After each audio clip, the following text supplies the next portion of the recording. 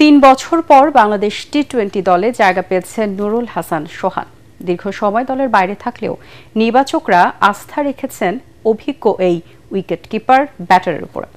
মিরপুর শেরেবাংলা স্টেডিয়ামে প্রধান নির্বাচক গাজী আশরাফ হোসেন লিপু জানান, মিডল অর্ডারে সোহান ভালো চয়েস হতে পারেন। বিশেষ করে জাকির আলীর ব্যাকআপ হিসেবে তাকে বিবেচনা করা হয়েছে। পরাগ আরমানের রিপোর্ট। নেদারল্যান্ডসের বিপক্ষে সিরিজ এবং এশিয়া কাপকে সামনে রেখে বাংলাদেশ টি-20 দলে পরিবর্তন এনেছেন নির্বাচকরা।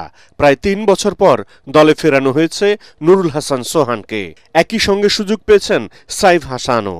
তবে সম্প্রতি দলে থাকা ওপেনার মোহাম্মদ নাইম বাদ পড়েছেন। গত রাতে দল ঘোষণার পর দুপুরে সংবাদ সম্মেলনে প্রধান নির্বাচক গাজী আশরাফ হোসেন লিপু ব্যাখ্যা দেন এই পরিবর্তনের। প্রত্যেকটা জায়গাতে যেমন চ্যালেঞ্জ আছে, সেই চ্যালেঞ্জটাকে অ্যাড্রেস করার জন্য পারফরমেন্স দরকার হয়। সেই পারফরমেন্সের জায়গাটাকে নিশ্চিত করা প্রয়োজন এবং আমি মনে করি যে আমাদের এনসিএল টি-20 তার থেকে আরেকটা উপরে বিপিএলও আছে।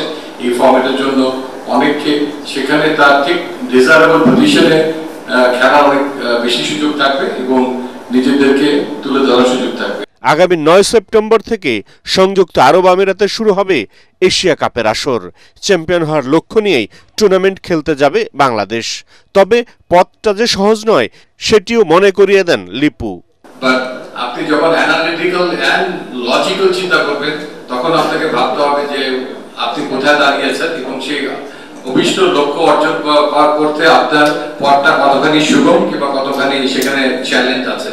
সো দ্যাট যখন আপনি কিছুদিনের মধ্যে দেখতে পাবেন যে অ্যানালাইসিস হচ্ছে who could be the finalist, yes there is always there is a chance to qualify for the final.